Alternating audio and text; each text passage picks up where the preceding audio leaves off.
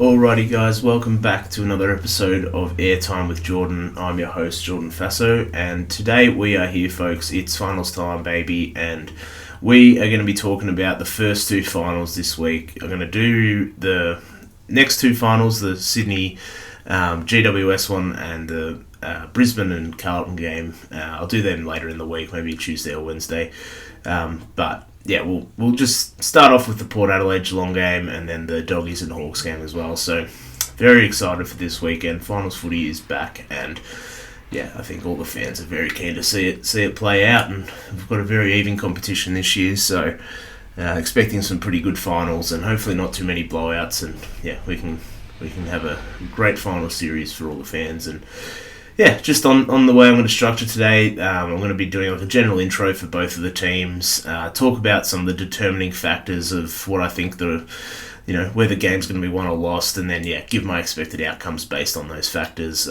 for the game. So yeah, with that being said, let's get underway. We have the Port Adelaide versus Geelong game.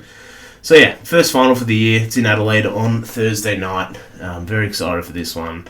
They, of course, only met once this year. It was down in Geelong. It was back when Port Adelaide were dealing with a bit of injury issues, I think, and they went down their backs against the wall and ended up winning 101-95. So obviously that was, I think, on the back of Geelong's how many games they want to start the year, 7 games maybe to start the year, and so it was a big win for them down there. And obviously a long time ago, back in round 9 I think it was, so yeah, teams have changed a little bit since then, so yeah, bit to discuss and work through, but we'll start with Port Adelaide. Been a very, very much a roller coaster year for the Power, with all of the Hinkley chatter and, the booing saga and everything, etc. So, they've definitely found their identity in the last half of the year. They've got big time players in the middle of the ground, and I think they probably have, on paper, the best midfield in the league right now. You've got Wines, Zach Butters, Connor Rosie, Jason Horne-Francis, the horny one, as BT likes to call him, and Willem Drew as well, who is just criminally underrated as a player. Obviously, in the last sort of part of the year as well, that sort of coincided with the emergence of Jordan Sweet as a pretty reliable ruck option, and just sort of gave this already very talented midfield a bit of stability that they needed from the ruck position. So that's been a good find for them. He's not by no means the most dominant ruckman in the league, but he's just he's going to compete every week, and especially against a Geelong outfit that doesn't have much in the ruck department. That could be important, I think. But yeah, they a bit on their midfield. They only a rotating sort of 2 of Rosie, Butters and Horne-Francis at max through the midfield, so give them a bit more of a spread, and everyone's sort of pulling their weight, I guess, a bit more, and keeps them a bit fresher, so they're not putting all their eggs in one basket at the moment, and just hoping that gets them out of trouble. And when they've got the quality of like Ollie Wines and Willem Drew to go through there as well, why would you, I guess? And it gives them the opportunity to either rest one of those guys, the big 3, so to speak, despite the fact that Ollie Wines has won a Brownlow in the last 3 years. But anyway, I digress. But anyway, it gives a chance for those 3 guys to either rest up forward or on the bench. So always have sort of that dynamic player coming through the middle for them. And as good as all those 3 are, I think Jason Horne-Francis might end up being the best by the end of the finals if he isn't there already. He's had a very good year. Just on him, his ability to impact and win contests has sort of gone to another level this year, I reckon. He's a genuine threat when he's put up forward.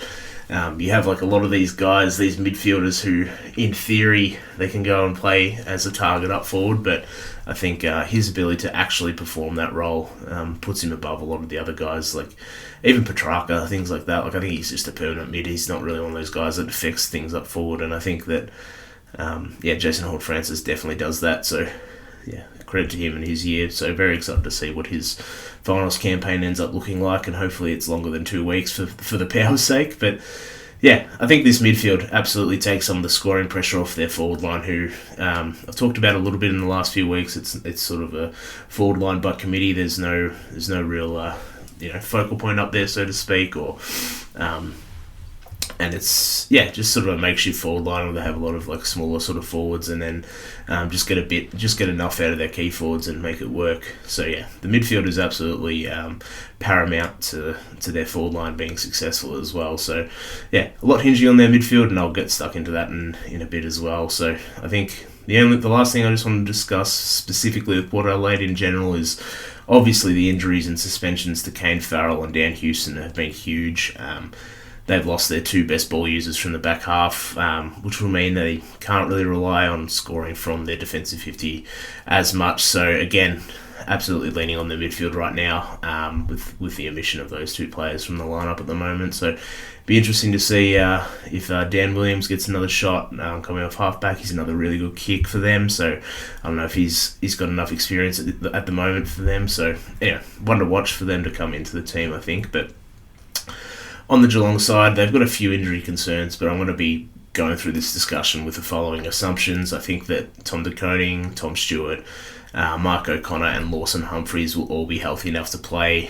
Tom Hawkins has been... they've said that he's healthy and he's available for selection. I don't know if he makes it back into the team, given the way that Shannon Neal ended the year.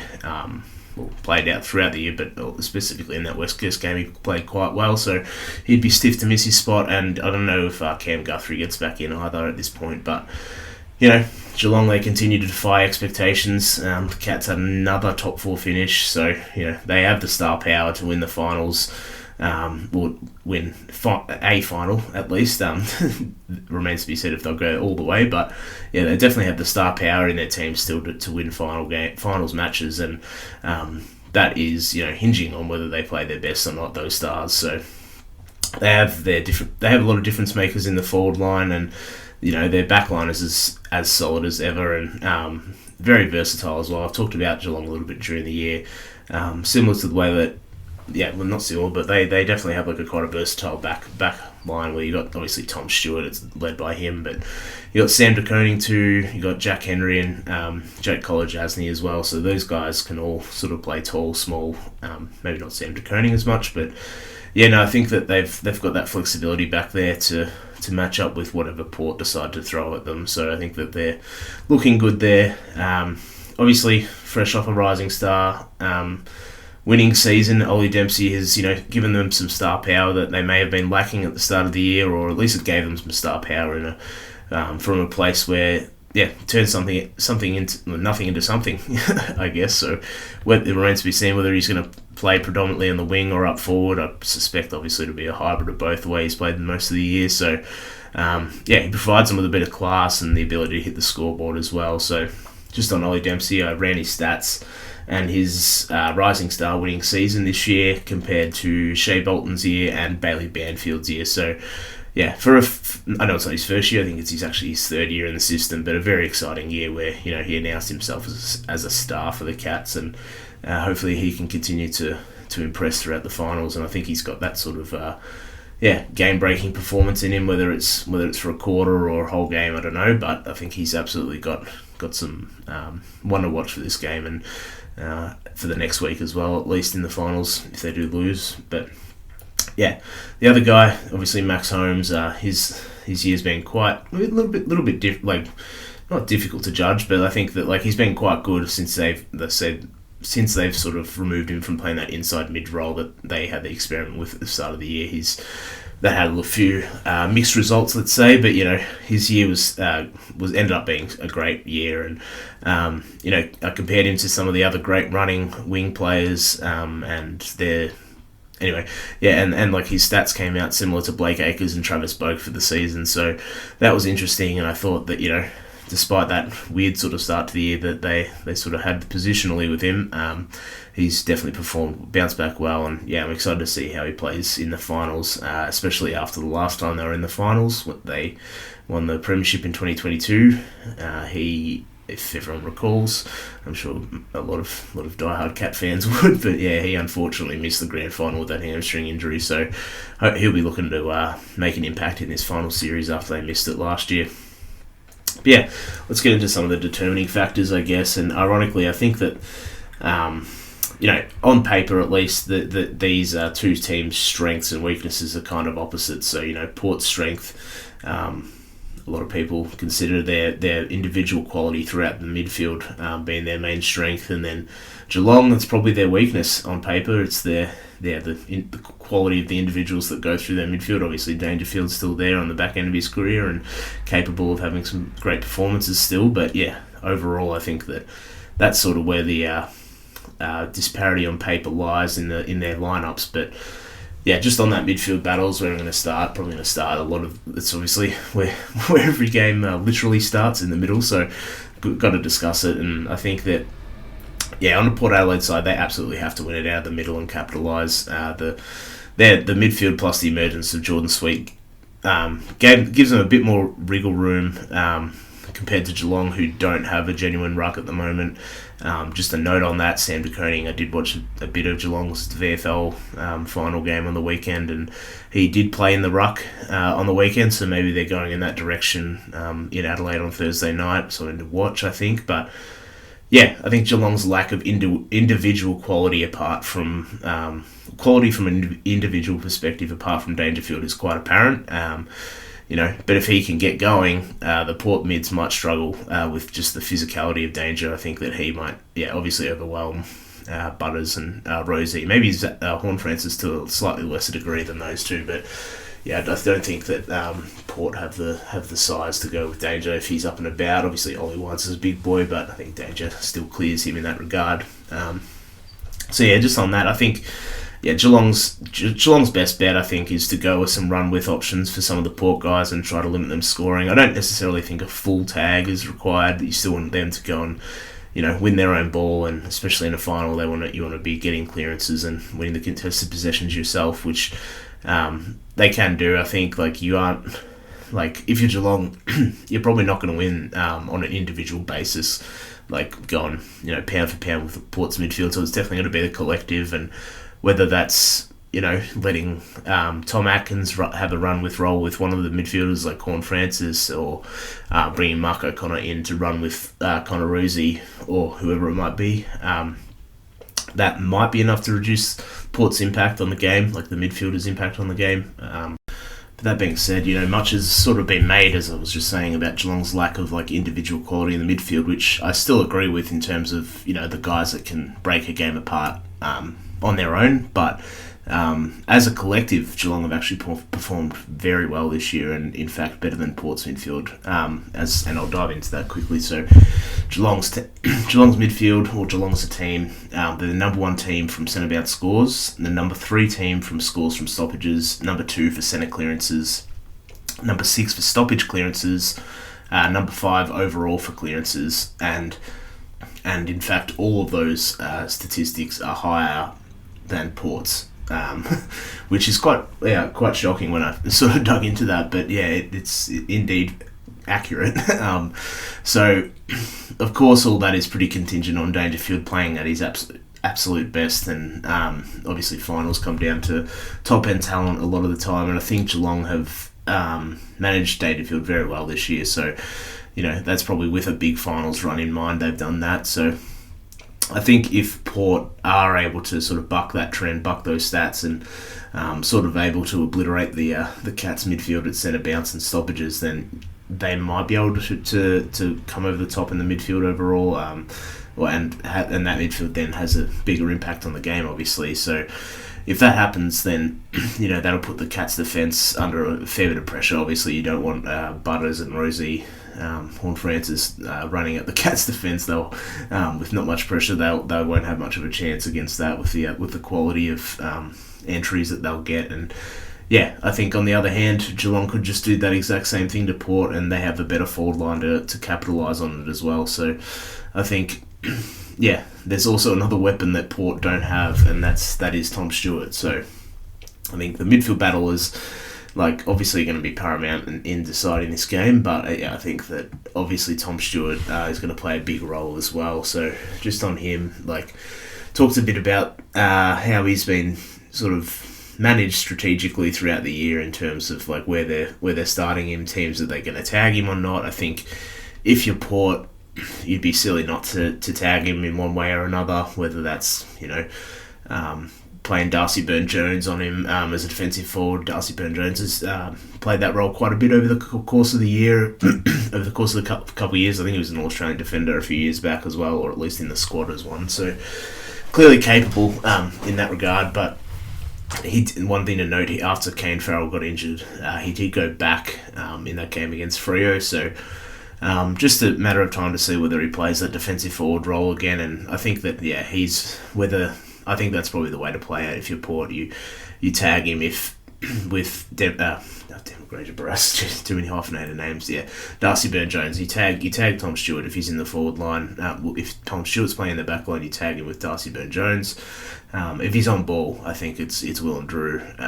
You obviously want that handover to go pretty smoothly, but I think that you just for Geelong, I think that you definitely start him in the middle as well. He gives you that point of difference with the level of physicality that the power midfield doesn't necessarily have to cover both him and Dangerfield. Hawthorn saw that firsthand when they went down to Geelong earlier in the year. They were unable to stop the influence of those two big bodies, and I think that Port's midfield, as good as they are, they do lack size, so that's one way that I think Geelong can maybe get on top early. Put power mids on the back foot to begin with, and then let Tom Stewart definitely roll back. He's going to spend most of his time in the back line, I understand that, but just a matter of freeing him up initially and not giving the power like an easy decision to make. Whether that's Atkins or O'Connor coming off half-back and then switching with Tom Stewart, not sure, and then they can obviously play on those run-with sort of roles, but as I said, it sort of makes Port have to make a decision that they maybe don't want to have to make straight away, something they don't have to worry about, whether they just want to play their own game, but, Tom Stewart's that big of a player and that influential that they're going to have to make a decision at some point, obviously, I think there's no way you don't tag him. He's just too important to what Geelong do in terms of setting up behind the ball. So, that's probably another sort of determining factor in the game, like who wins that battle. Obviously, Tom Stewart's probably going to play a good game, but if Port Adelaide are able to, somehow limit his influence on the game, that would go a long way for them as well. And then the next sort of point I want to touch on is the Port forwards. So whether they've got enough to get them over the line. I think that the recent move to make Willie Rioli the focal point has sort of created some problems in the last few weeks for other teams. I think the reason they've done that is because Mitch Georgiades, Asava Radaglia and Charlie Dixon, when he's in the team, have sort of shown that they aren't capable of being the number one forward anymore, which has sort of meant they've had to reconfigure and structure this forward line around Willie Rioli, who is definitely their most dynamic forward and capable of kicking 4 or 5 goals any given week. So I think that move has definitely freed up some of those guys to play like tertiary roles and play a bit more simple footy, which is a bit probably what they're best suited to at the moment. Like they've obviously got some pressure forwards as well who will need to create some tackles inside 50s and give them as many entries as they can against this Geelong defence, and hopefully limit the amount that they'll allow Geelong to intercept. Because, I think this Port forward line needs as many chances to score as possible. They haven't been super accurate this year either. So, the more chances to score, the better, I think. But, the simplification of this forward line is clearly working. Clearly only going to work, if the mids are on top, which this whole team sort of, hinges on, I guess, quite clearly. So it's, again, sort of their forward line is just leaning back on their midfield as well, and the reliance on their mids to win the game. But I think that, if they can do that, then, they've definitely got a shot. But I think that the ball movement as well for Port is another key factor that might prevent them from getting over the line in this one, or winning it, depending on what they do to combat some of the losses they've had. I talked about Kane Farrell and Dan Houston, but missing them, but it's going to have a huge impact on how they play. So they're the number one team from kick-in scores, which obviously is a smaller proportion of team scores, but overall, but you couple this with the fact that they're the 7th best team at scoring from the defensive half, and you take your 2 best kicks out of the team. I can't really help but worry for Port and their ability to move their ball from back half to forward half, especially again if they can't dominate in the midfield like I'm sort of thinking that they may not be able to the degree that everyone maybe expects.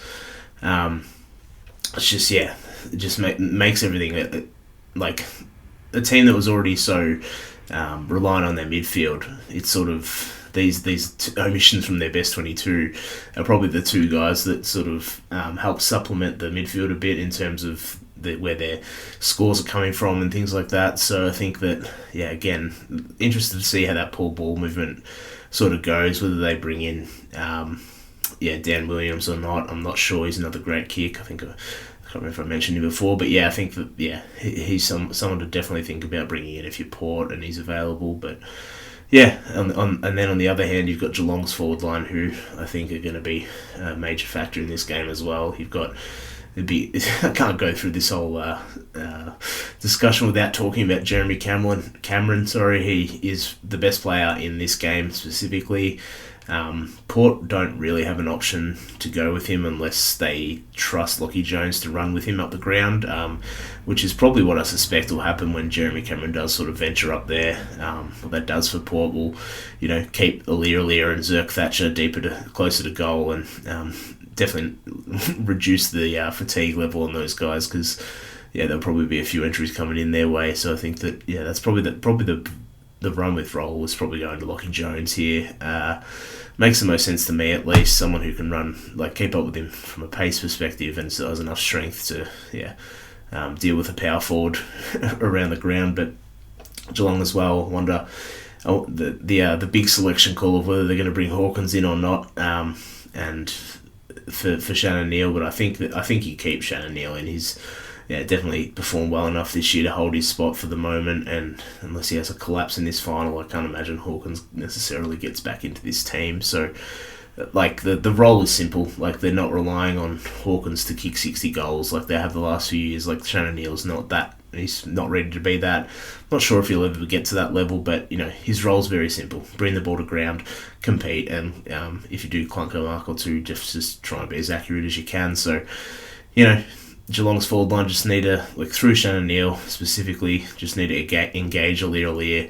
And obviously without Houston and Radagalier playing up forward, they don't really have another intercept option. Zerk Thatcher's not really that type of player. So, I think that if Shannon Neale's able to do that, which I can't see why he wouldn't be able to just engage Aliir, that's something he's definitely capable of doing. It's definitely going to bring in the Geelong smalls into the game as well, in Tyson Stengel, Graham Myers, Bradley Close as well, so they could end up running rampant across the Port backline there, I think. But I think you can probably gauge through the my tone and sort of some of the topics that I've covered that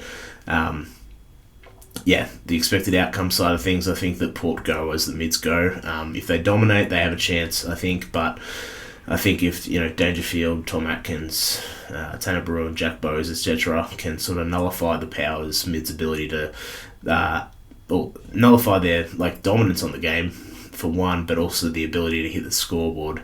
But I think the way that Geelong do that is by beating them up around the ball physically. They have a good chance, Geelong, I think. So in terms of what I think will happen, the more I dug into this one, the more I think Geelong have them covered. The midfield battle isn't as one-sided as I sort of thought it could be, and Geelong's statistical profile seems to give them the upper hand in this area, which I think most people probably expected Port to have, but that's the only part of the ground that I would have favoured Port in going into this game, just off the top of my head. So, from my perspective, if they can't get on top in the middle, which I don't think they necessarily will, based on what I've said, then I think, Geelong might just go ahead and win this one comfortably. I think, if the Geelong mids win out, then their backline won't be under pressure. Tom Stewart can dominate with some shitty kick forwards from the Port midfielders and intercept those. Then then you have up forward, they just got too much talent for the power backline. So something that might trigger as well then, as a sort of cascading effect, is that Port might be forced to put Asaba Radagalier back to help with some of the taking the body and allow Aliir to intercept a bit more, which is just going to cost them up forward as well. They're going to lose their structure that they went into the game with, and have to rethink their forward line and how they're going to structure things on the fly. So even if they do stop that Geelong flurry, they might sort of struggle to score themselves in that way. So I think that, the Port mids and the Stars are absolutely going to have to dominate to give themselves a chance here. And I'm not writing them off. They're absolutely capable and they have that talent. But yeah, I just don't know that they are significantly better than the Cats midfield to the point where it's going to win them the game.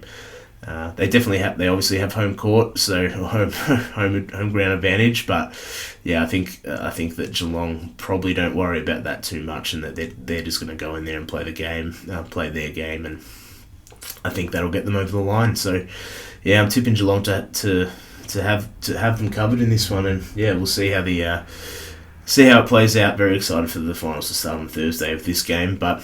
That being said, I will be moving on to the Doggies and the Hawks game. So, Friday, MCG, the only final in Melbourne in week one of the finals. And yeah, really interesting matchup, this one, with a lot of talent all over the ground. The Doggies probably going as favourites on paper. I haven't checked the odds, but I imagine they're going as favourites. But as I said last week on the podcast, they're absolutely the two informed teams of the competition at the moment, and yeah, they should put on a show under the lights at the MCG.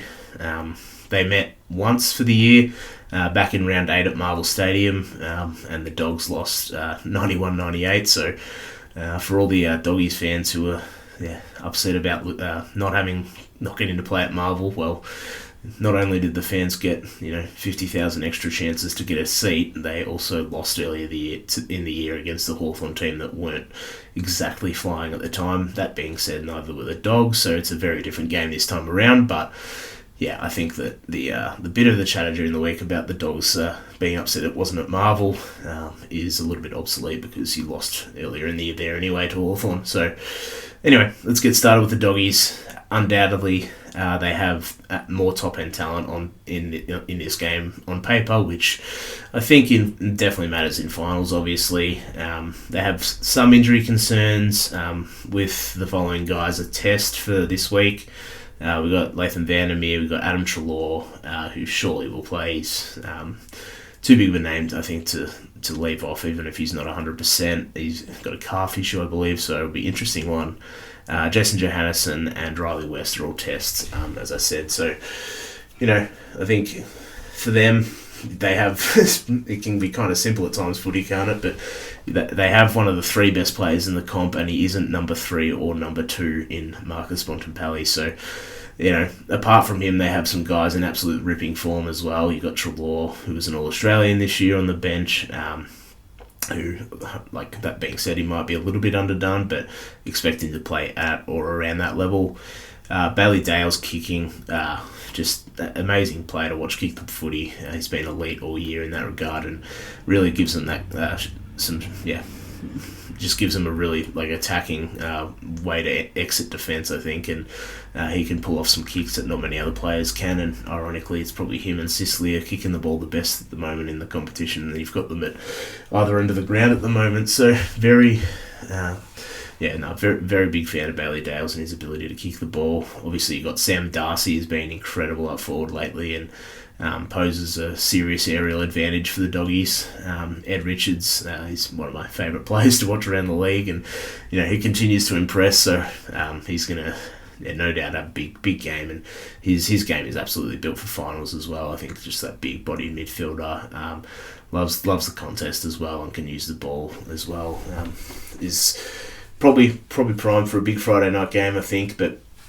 I spoke about the Dogs' record earlier in the year as well in one of the podcasts with surrounding when they had Cody Waitman in the team, and that still really holds true. They're 11-5 this year with him in the team, and one of those losses as well, he was subbed out in the first quarter, so it's more like 11-4, which is a pretty good stat for Cody Waitman to go reminding players around the club that you're not as good without me, but.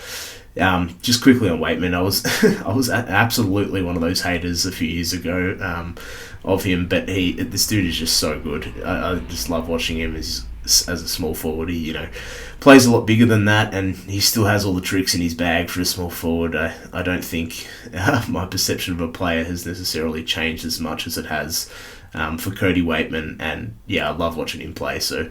Not to mention, he just seems like a good dude. So I'm very, very, very big Cody Waitman fan, and hopefully he kicks 10 goals in a loss on Friday night.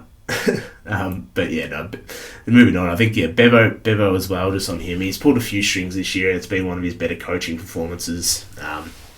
In terms of season long performance, obviously everything hinges on finals performances. So we'll see how he goes there. But the Dogs, their top end talent absolutely clears the Hawks, as I said. But that bottom 5 or 6 is definitely worse than the Hawks bottom 5 or 6. So it'll be interesting to see if that top end talent can sort of drag them over the line there. Another thing to look at is maybe Rory Lobb, like obviously he's been great since he's been in defence this year, but I could actually see the Dogs moving him forward at some point during the game, especially if they're like maybe behind by a bit or something. There isn't necessarily an amazing matchup for him in defence. The Hawks have a smaller sort of forward line, so if they decide to, I could see them putting him up forward and definitely stretching the Hawks' smaller sort of defence as well, even more. So just one to watch. I think that could be on the cards if Bevo decides to pull a few strings mid-game. But on the Hawks side, obviously the main injury concern is Will Day. Can't really replace him from a Hawks perspective. He's going to be a massive loss, and all year he's been the guy to go behind the ball if the game needs some management or get an important clearance or contested possession when we needed it. But his versatility and that X factor through the middle of the ground will absolutely be missed. Connor Nash and Chankworth Jaff as well, tests for this week. So Nash they absolutely need. I expect him probably to go head-to-head with Bont as he did earlier in the year. And I think he might have even gotten the better of Bont that day as well. So hopefully he can pull up okay for the Hawks. I think he had a corked thigh down in that game in Tassie against the Kangaroos to finish the year. But the Hawks midfield, despite Will Day not playing, is still talented enough to compete with the Doggies. I think Jai Newcomb absolutely feels like a finals player to me. Very excited to see him play in this atmosphere, and he's someone who definitely wants the physicality of finals and he'll relish it, and I think he'll just absolutely leave it all out there and probably hurt a few players in the process. I think that he's the Hawks' best chance to dominate this game, not just win, but if the Hawks play well, I think if he plays well, I think it goes a long way for the Hawks, because if he can play at or near Bonampelli's level in this one, then I think that goes a long way to giving the Hawks the significant upper hand around the ground. His form over the last 6 weeks has been unbelievable as well for any non-Hawks fans. This guy is just dominating at the moment. He over this last 6-week period, I ran his stats against the rest of the competition stats over the course of the season, so his last 6 weeks versus the competition as a whole, and the two players that he had the most similar profile to across that period are Lachie Neale and Patrick Cripps. So if that gives you any idea of the level of production that the Hawks hopefully hoping to get out of him this week, then I think that really adds to their profile for this week. And if they can get that sort of performance, then they're looking in a good place, I think. But James Warple's the same. If he can produce at his best, although he probably can't reach as high heights as Newcomb, but if the two of them are sort of that second and third best midfielders on the day after Bonampelli, which is absolutely possible, then that will give the Hawks an absolute chance in this one. And then you still got obviously Connor Nash, Dylan Moore, who go through there as well as other points of differences. And another interesting thing I want to see is where Sam Mitchell plays Josh Weddle, whether he decides to pull the trigger on him and actually play him on ball, or we've seen him play in the ruck as well this year, so maybe he's the Sam Darcy matchup as well, where they follow each other around the ground a bit more, where if he plays on Sam Darcy when Sam Darcy's up forward, and then they both switch into the ruck, and I think in the ruck it'll definitely be advantage Weddle with his ability to cover ground and act as another midfielder effectively. So I think that Sicily as well, I'm hoping he goes to Jamara as a Hawks fan. I think that Jamara is definitely the least physical of the three key forwards, so that'll help out Sicily's shoulder in this situation, and hopefully that remains intact for the game as well. So that's just another little point to note on the Hawks side. But as for the determining factors, I sort of definitely touched on it in the Port Adelaide and Geelong game, but yeah, the midfield battle, it's where it all starts. Bontempelli, clear talent advantage over any of the Hawks players. Like no one's in the same era as him at the moment. But as a collective though, I think the Hawks midfield is probably better than even without Will Day. I think both teams are elite with the ball in hand. The Dogs go at 73.5% disposal efficiency, which is good for 5th in the league, and the Hawks are going at 74.7%, which is good for 2nd in the league. So, permitting the weather holds up, we should see a pretty polished game in this one, and the team that sort of gets on top in the pressure could almost just win the game based on that alone, given that both teams are very good with the ball in hand.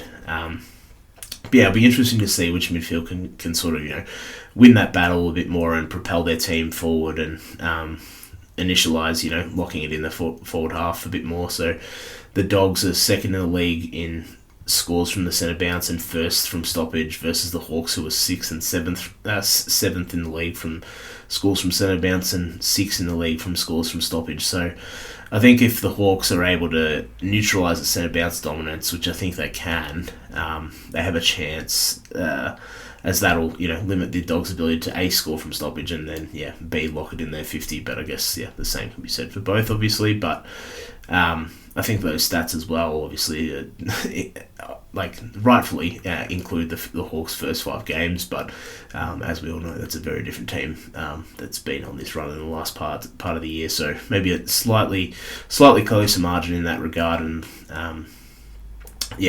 very, very excited to see how they stack up together in the middle there. And just on the middle, like in the middle of the field, you obviously got this ruck battle where whether Lloyd Meek will be able to take advantage of Tim English in the ruck contest, but then obviously Tim English will be able to take advantage of Lloyd Meek around the ground. So to me, that sort of matchup will be one of the key sort of matchups of this match, of whoever can sort of break even the most in the area that that you expect them to lose. So whether that's Tim English is able to influence around the ground and he breaks even in the ruck contest, and that obviously gives the advantage to the Dogs, or on the other hand, if Meek can break even around the ground, and then it's going to become an advantage Hawks in that matchup. So Timmy English definitely doesn't like a lot of physicality, which is kind of a bit odd for a ruckman. So as we've seen at times this year, he's sort of gotten completely outplayed by more physical rucks, like Riley O'Brien, for example, got an absolute hold of him a few weeks ago in Adelaide. So I think that's where Meek has a clear advantage, but it remains to be seen if he can take that advantage and turn it into a clear winner for the Hawks in that matchup. But I think definitely the one of the key sort of determining factors in this game is going to be the Dogs' forward line versus the Hawks' backs. I think this is probably the part of the game where the game's going to be won or lost. It's very interesting sort of battle of opposing theories here a bit. The Hawks' backline goes in absolutely undersized compared to the Dogs. James Sicily as well is definitely not playing at his peak, at the peak of his powers at the moment, in terms of the intercepting part of his game at least, which is going to put more pressure on Josh Weddle and Scrimshaw and Sam Frost at times to help out in the air. So if the Doggies forwards are able to mark inside 50 or bring it to ground cleanly for Cody Waitman and co, then I think they'll win this match, permitting they are getting those decent entries. So, but on the other hand, if the Hawks are able to bring it to ground and put pressure on the ground and pressure those inside 50 kicks, turning them into those sort of high bomb entries, then the Hawks' run game and ability to win the ground ball could prove too damaging for the Dogs, as their tools will not be able to keep up with the run and carry from the back line, and that will put the Dogs' defense on the back foot quite a bit, which I'll touch on in a minute. But both teams are great forward pressure teams. The Dogs are 2nd in the league for tackles inside 50, and the Hawks are 4th. So if the Dogs are able to lock it inside 50 and get repeat entries, then they should score quite well, given the lack of height of the Hawks' backs. And the Dogs are 2nd in the league for forward half scores, so they love those repeat entries. So hopefully the Hawks are able to stop that. But for me, Sam Darcy is absolutely the key in this one. I think that I'm not as worried about Jamari Ugle-Hagan. I feel like he might get played out of the game. He's sort of the most inconsistent of the three, and I think that finals and the physicality that might be shown to him may not suit. And the Hawks defenders can be quite physical and take his game away a little bit easier than the other two. I think you've got I could even see the Hawks playing a Blake Hardwick on him as well, and just like physically just sort of getting into him and getting him off his game. But Aaron Norton as well, I think he's become more of become probably the least dynamic of the three in this sort of recent run of form, and he's playing I think it's by design. He's definitely playing like a role player at the moment as a key forward, sort of like how Brisbane used to use Dan McStay, like just crashing packs and getting up the ground and playing that link-up role. So I think that he's probably less of a focal point at the moment for the Hawks, but Darcy, on the other hand, is a problem.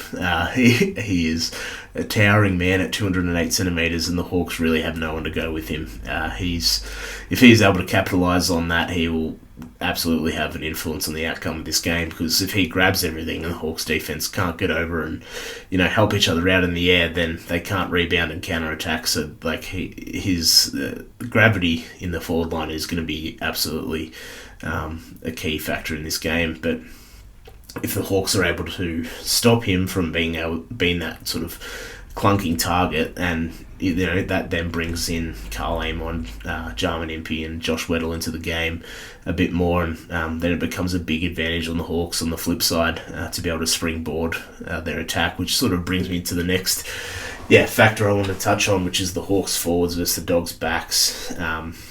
The Hawks on the other hand have a very even spread of talent up forward. I think that in terms of where their scores come from, I don't think the Dogs' key backs will have much influence on this game, as Hawthorn's game plan, where they're holding their shape and their deeper forwards, will prevent a lot of the intercept possessions that you sort of come accustomed to from Rory Lobb and Liam Jones, and that'll leave them to defend one-on-one with space in front of them, which is absolutely not Rory Lobb's department. Liam Jones is pretty good in that regard, but that's not where the Dogs want to be leaving Rory Lobb on a lead with Dylan Moore kicking inside 50 or something like that. So if the Hawks can either dominate the stoppages or win the battle I was just talking about in their backline, then I think the Hawks will be able to expose the Dogs with their run and spread game from the back half, and then exploit this Dogs backline a little bit, which the Hawks' strengths of their forward line doesn't really quite match up with the Dogs' strengths either. So the litany of small dynamic forwards that the Hawks have, sort of coupled with their run and jump threats with Kolscher and Marbior, and their ability all to create space for each other and share the ball, especially when you're bringing the ball in a fast and aggressive manner, which we've sort of become accustomed to over the last however long it's been now, 14 weeks or so, 15 weeks, that it's going to create some issues for the Dogs' back six. I think the Hawks do not rely on taking contested marks from their key forwards, and the Doggies, as talented as they are, they across the ground, they definitely lack in the small or hybrid defenders department to match the likes of Dylan Moore, Jack Ginnivan, Nick Watson, Connor McDonald and Luke Bruce. I think that the Hawks, that really plays into their hand, the talent they have in that regard, and the deficiency of talent on the flip side for the Dogs that will be matching out with those guys. I think that's going to be quite a telling sort of situation, much like the other end where the Dogs have the height advantage against the Hawks defenders. But I think that the Hawks have a counter to that, whereas I don't think the Dogs really have a counter for the Hawks forward line themselves. So, as I said, if the Hawks are playing a great transition game, I think that the Dogs defenders are going to be absolutely cooked in this situation. Which sort of brings me to my expected outcome. And I think that, the midfields are probably going to end up breaking even with each other between Bontempelli's dominance and Libba's clearance work. And then if they're coming up against the Hawks contested ball winners, I think that battle is going to be relatively even in terms of, who comes out on top. But and I think that the ruck battle, as I touched on, will be probably won by Lloyd Meek. I think that he's just had a better year than Tim English. I think he's better than Tim English, and I think that the physicality of a finals matchup as well definitely leans into Lloyd Meek's hands a bit more than Tim English.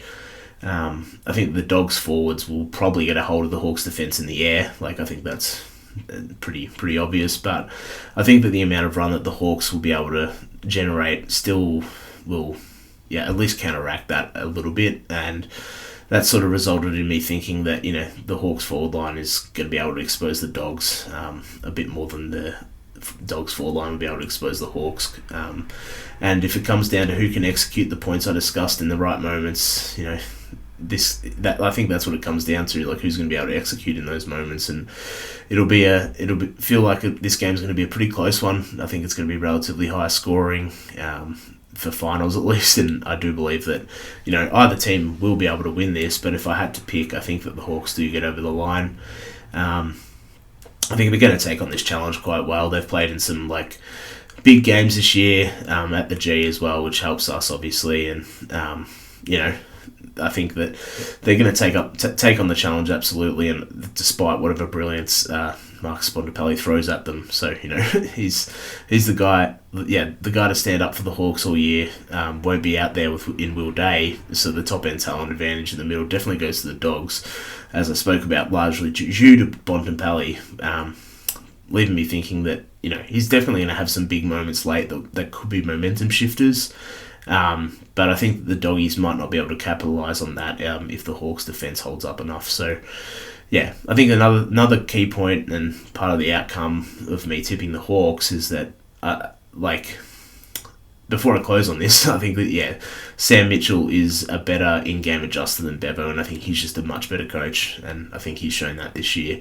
If there's a move to be made, I trust Sam Mitchell to make it more than I trust Bevo to make it, and if it happens to be a game-shifting move, it could put Hawthorn over the top, which is a big part of my reasoning in that I have faith in Sam Mitchell, his coaching ability compared to Bevo as well. So, especially if it's in a close game, which I expect it to be. So, I'm keen to see where we land in this one. I think either way, I will be in tears. It just sort of depends on which end of the tier spectrum I end up on at this point. But very, very excited for finals footy, and I hope that this has been a good little podcast for a guide for the first two games of the finals. And we'll see you guys in a couple of days, and I'll have some more content out for the Sydney and GWS game and the Brizzy Carlton one. So enjoy, guys.